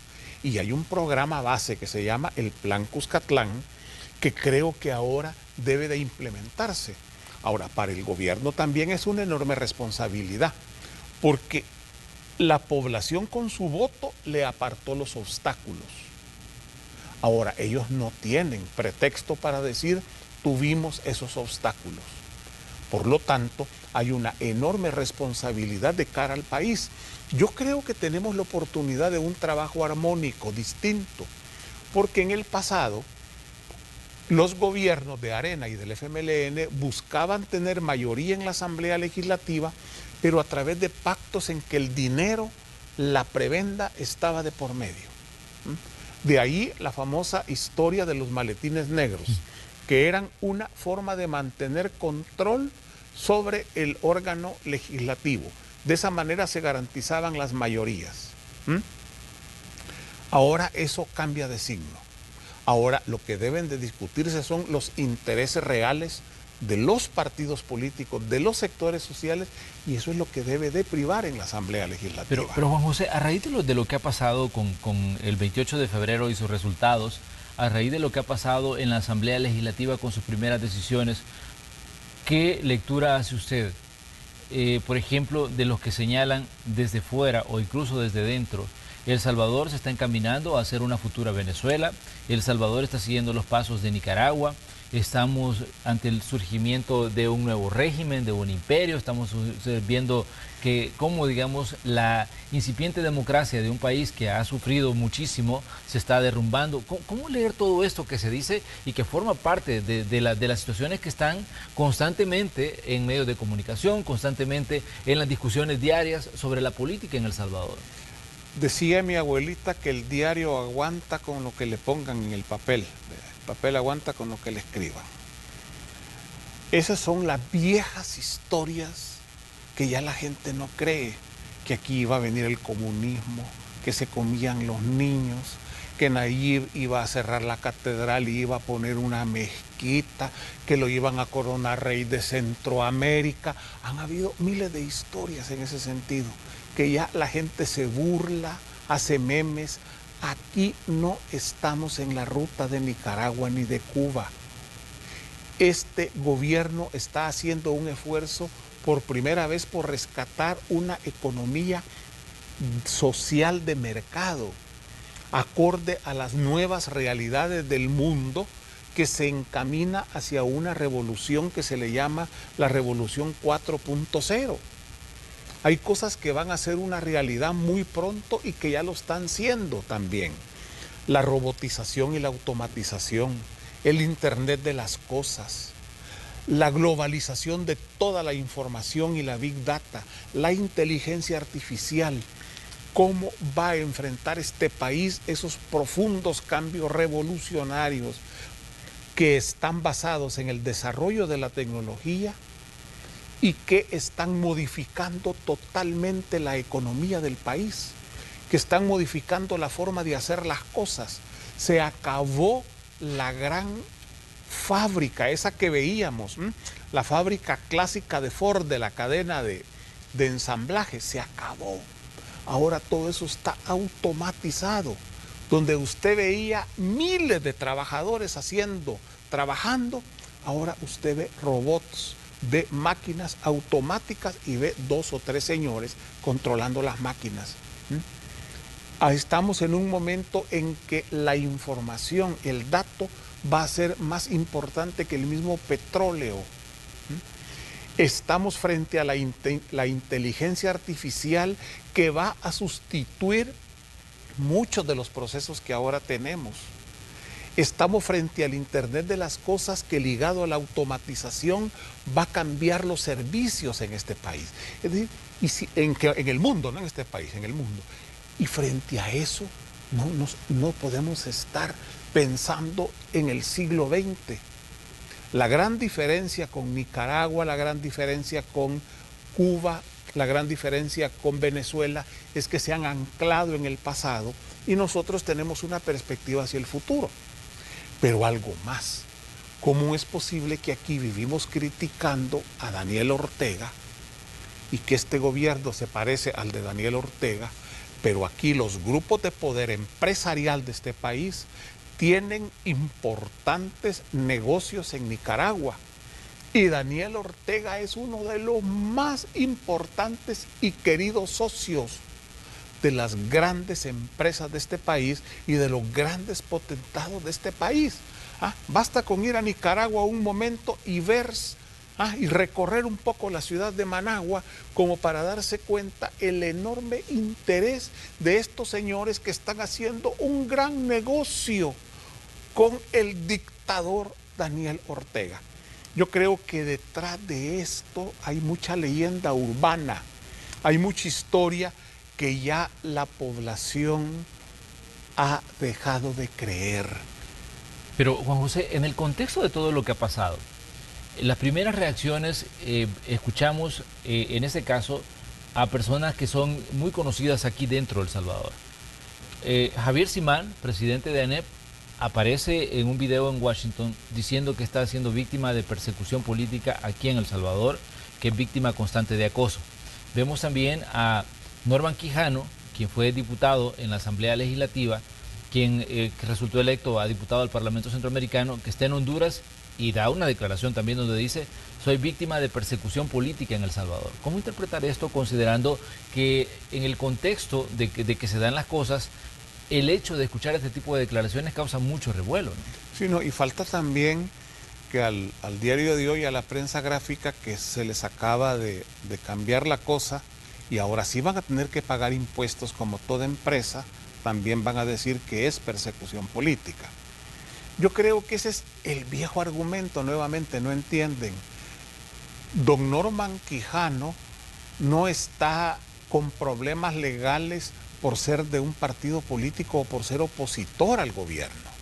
Está en problemas legales porque en su momento hizo negociaciones ilícitas con los grupos de delincuentes de las maras para tratar de hacer fraude y ganar una elección que de todos modos perdió, no le dio resultado, pero que fortaleció los grupos pandilleriles, se le dio dinero a los grupos pandilleriles y no sé cuántas víctimas de salvadoreños en sus vidas hubo a raíz de esos acuerdos.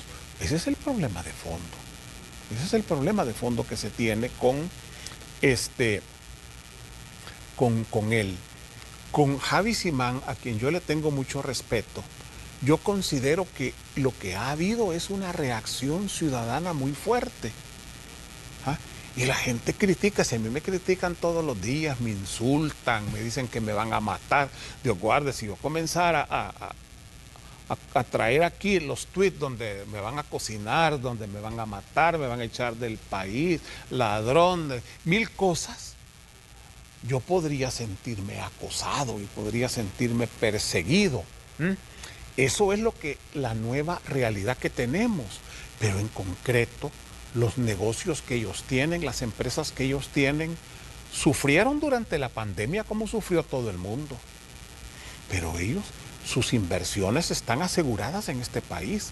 En este momento hay una gran construcción enorme que todos vemos de ese grupo familiar.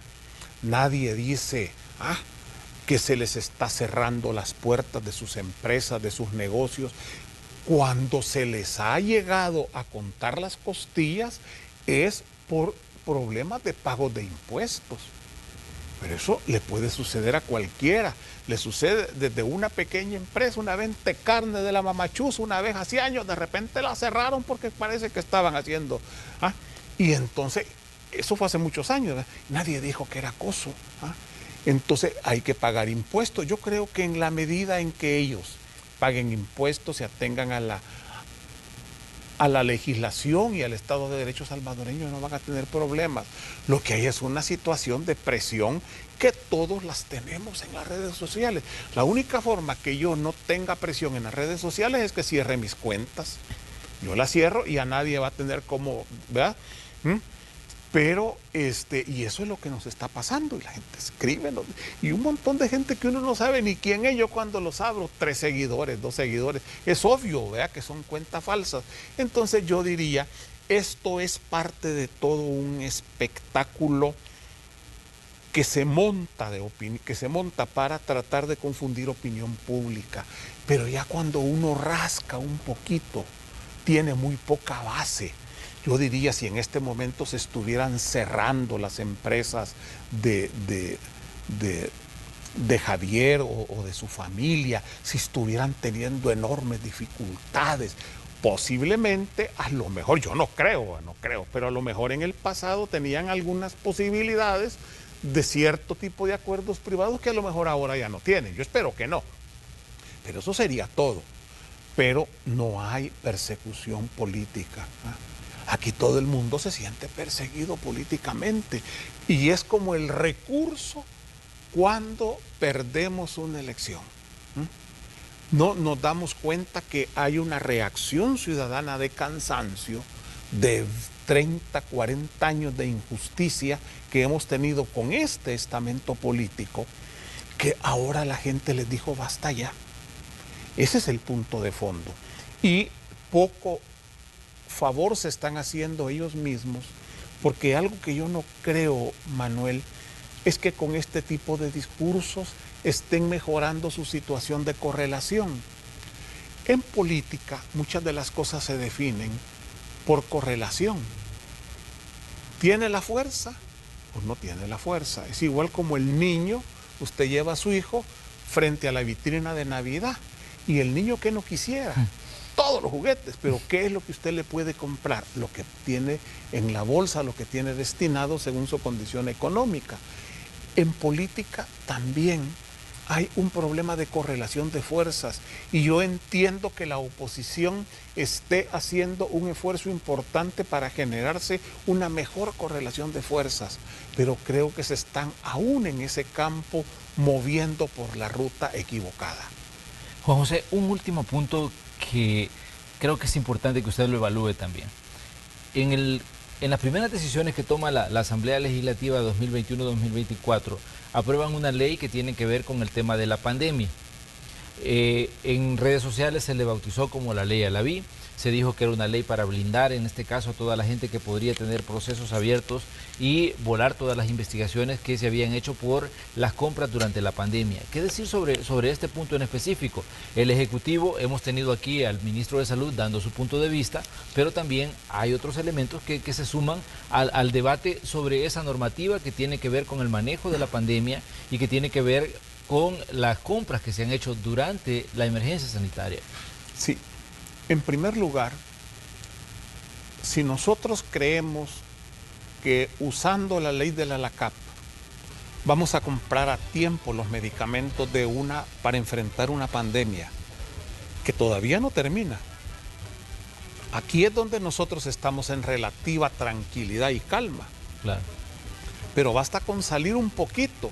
Bueno, ahí están 7 alcaldes hondureños en este momento pidiendo apoyo en vacunas para su gente. Y ojalá que no nos vayan a venir después los hindúes también, ¿verdad? Y los brasileños. Pero la verdad es que estamos en medio de la pandemia y si pensamos que la ley LACAP es la solución, estamos perdidos. Para empezar, la ley LACAP genera procesos larguísimos, meses para poder comprar un producto, genera por otro lado elevación de costos, genera por otro lado burocratización y no combate la corrupción. Incluso eso lo habíamos evaluado en la Asamblea Legislativa, lo que pasa es que faltó voluntad política para hacer las transformaciones a la ley LACAP. No podemos trabajar sobre la base de la ley LACAP. Ahora, hay procesos que ya se han iniciado de compra. Y esos procesos de compra han tenido que hacerse en base a la realidad de la pandemia. Además, una cosa es obviar los procedimientos según lo está señalando la ley porque le da efecto retroactivo y otra cosa es inhibir el papel de la Corte de Cuentas. La Corte de Cuentas en su momento va a investigar esos procesos, ver si se compró en base a la ley a las normas de mercado. Pero ¿y qué tal si hubiéramos esperado según la ley LACAP hasta que ya estuvieran listas las vacunas para salir a ver quién nos las vendía? En este momento no tuviéramos vacunas en el país. Hubo que hacerlo en junio del año pasado. que se inició el proceso de búsqueda, analizando los laboratorios, cuáles eran los que tenían más posibilidades de éxito y comenzando a hacer los encargos o precompras si era necesario, claro, para ir apartando. Y la ley de la ALACAP. Eso ahora, que nos está salvando las vidas a los salvadoreños, tenemos que darle la base jurídica a través de una ley que va a tener un efecto retroactivo. ¿Por qué? Porque ahora sí podemos decir tenemos vacunas, somos de los pocos países subdesarrollados del mundo, porque en los países desarrollados puede ser que la historia sea diferente, pero de los países pobres en que vamos a lograr vacunar a toda la población más vulnerable del país. Estamos ya vacunando a todos los mayores de 50 años para arriba, todas las personas con problemas crónicos, etcétera. Y eso en muy pocas partes lo están haciendo. Los grupos con los poquitos de vacunas que han logrado conseguir están tratando, algunas veces se las reparten entre los mismos funcionarios, ¿verdad?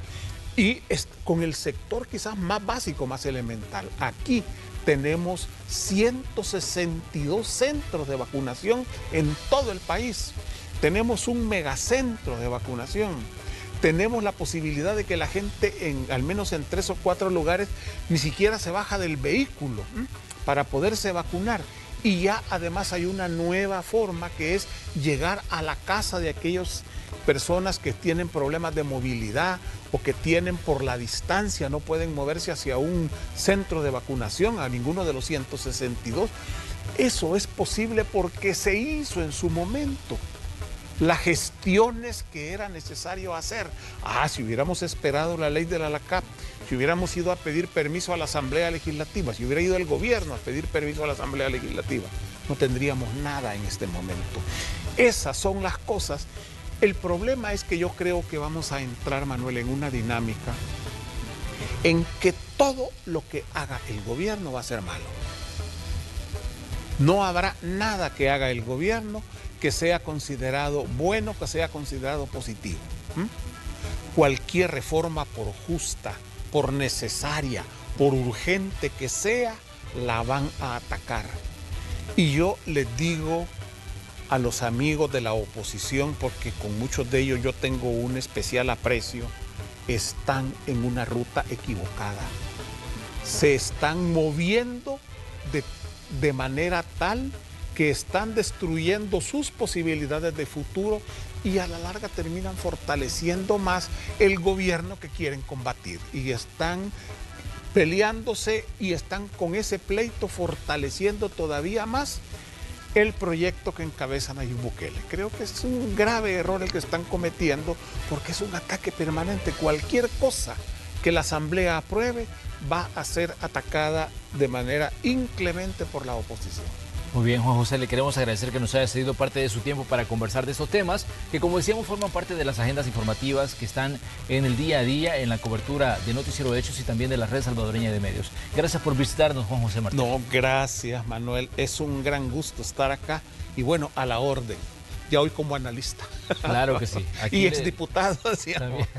Aquí le esperamos próximamente para que sigamos conversando y sigamos pues haciendo la evaluación de los temas que están, como decíamos, en las coberturas diarias y de todo lo que se está hablando en El Salvador en materia informativa. Vamos a la pausa, volvemos con más de Noticiero Hechos enseguida.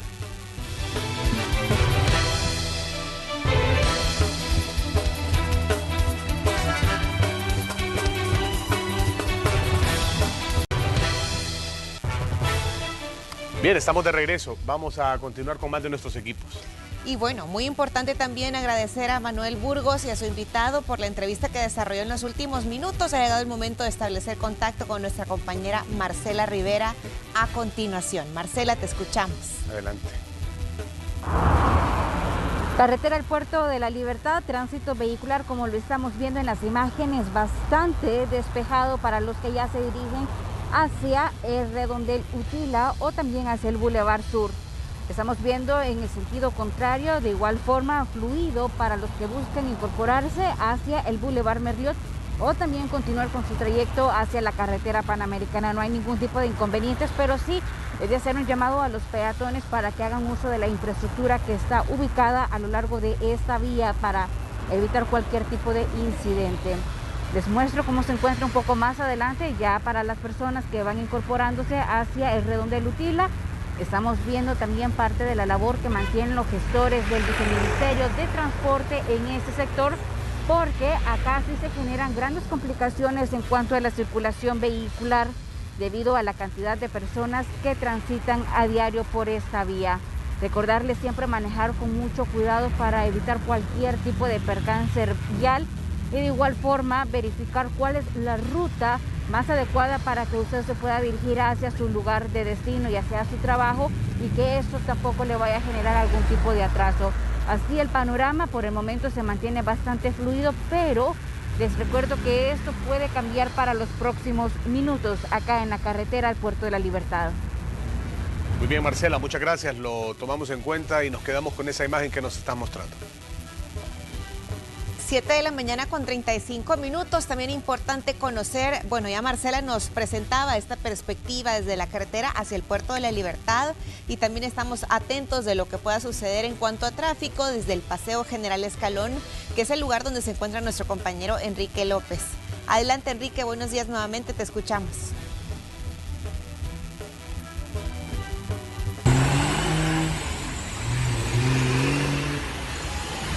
Continuamos con más información de tráfico desde el Paseo General Escalón a la altura de la 87 Avenida Norte. Observamos el flujo vehicular hacia el redondel Masferrer sin mayores complicaciones. De igual manera, aquellos que se dirigen hacia la Plaza Divino Salvador del Mundo y el centro de San Salvador.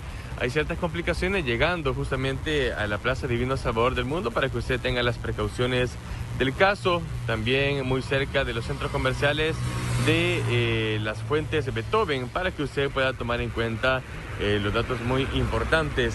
Si es que por lo demás usted puede circular con toda tranquilidad, sobre todo si vaya hacia la avenida Masferrer Norte o dirigirse hacia la avenida Jerusalén, ya buscando Santa Tecla o el sector de Antiguo Cuscatlán.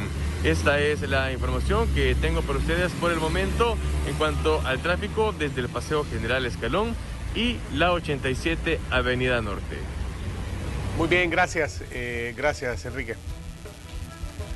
Bueno, y en este momento vamos a trasladar la señal a donde se encuentra la comisionada presidencial Carolina Resino, con declaraciones en vivo en este momento. Adelante. Estados Unidos suspenda el flujo de remesas por TPS por los hechos del 1 de mayo.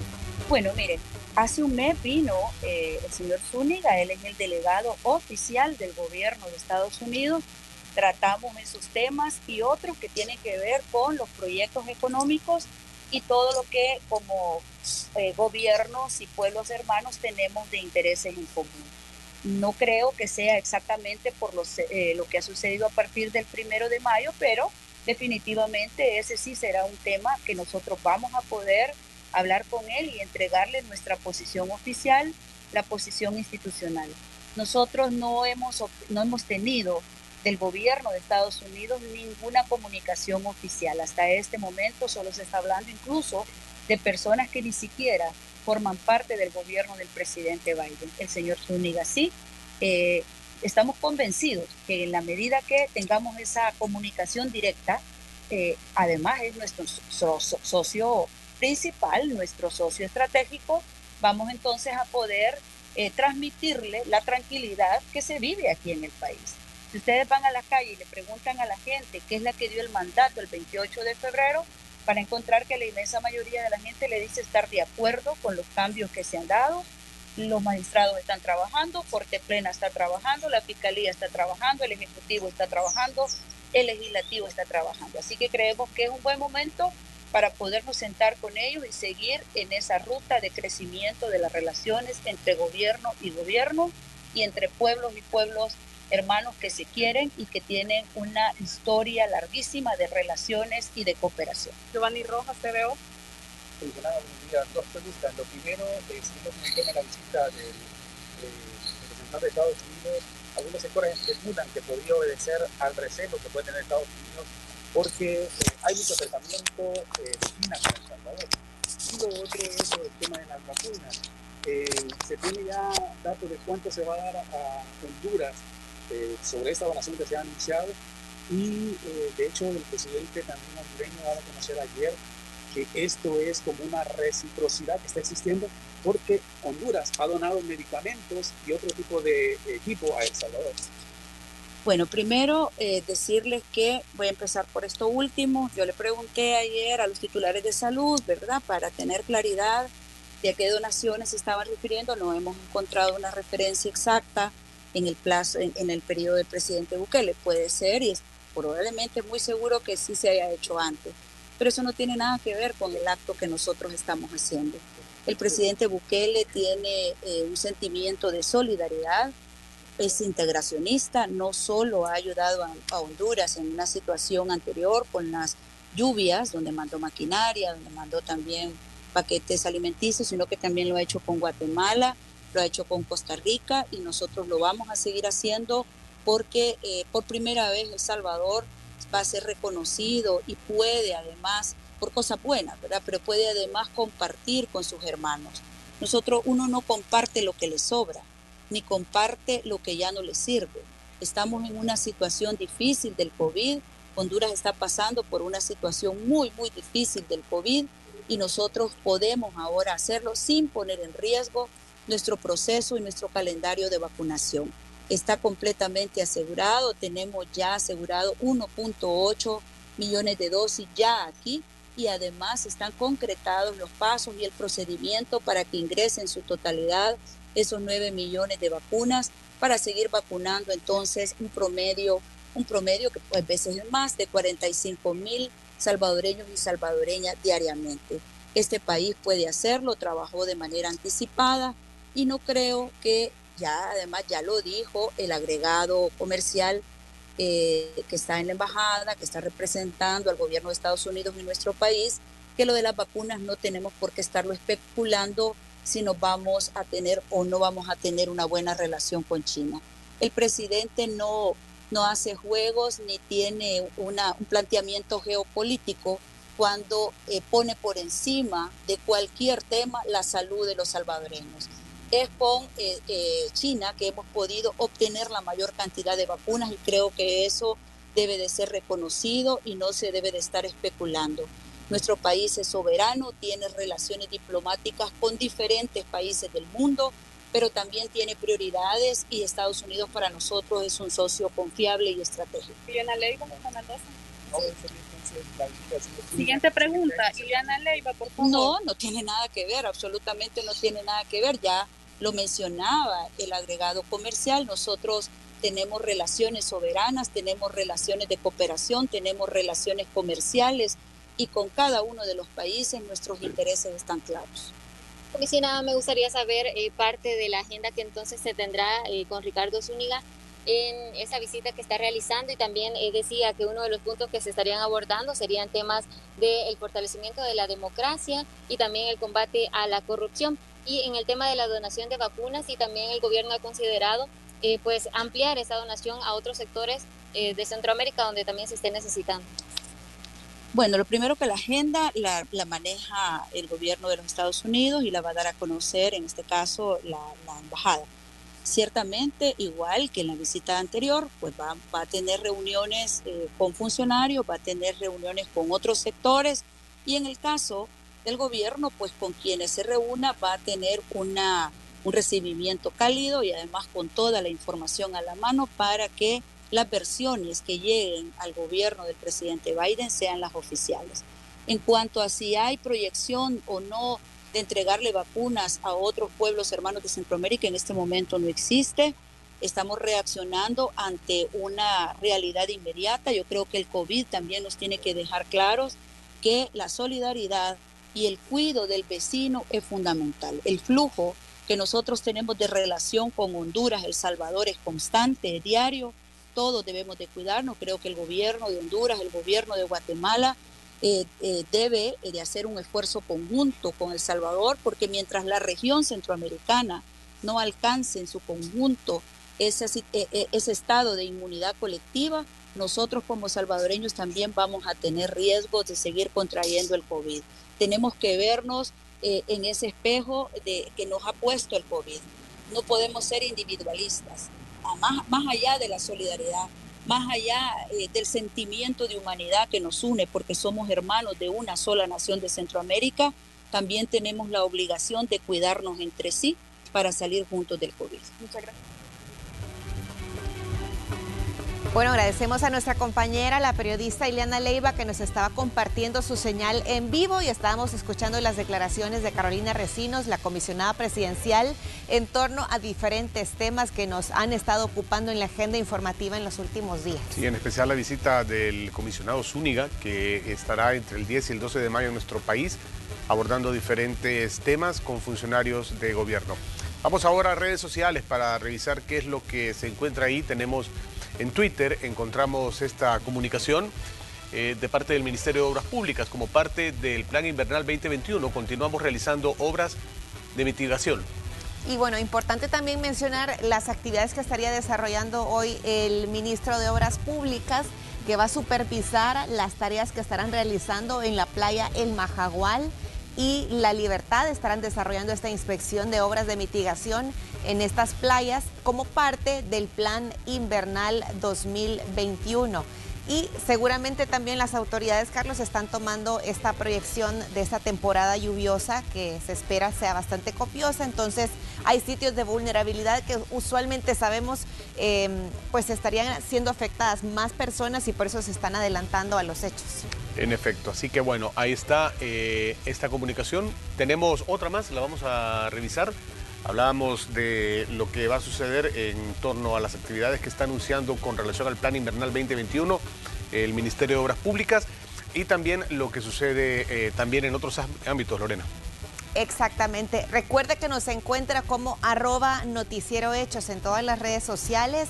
También en Facebook tenemos transmisión en vivo y hablando también de redes sociales, compartimos noticias de última hora refiriéndonos a este tiroteo en la escuela que deja 7 niños fallecidos en Rusia.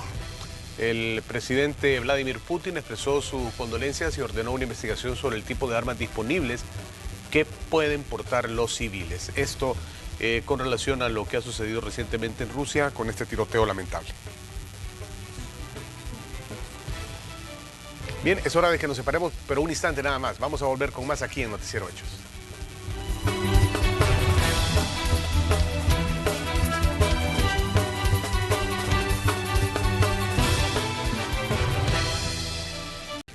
Así es, que les deseamos que pasen un buen día, que bueno, disfruten de su martes. Definitivamente que hay mucho tráfico porque para muchos está comenzando apenas la semana hoy, pero hay que ponerle pues al mal tiempo muy buena cara.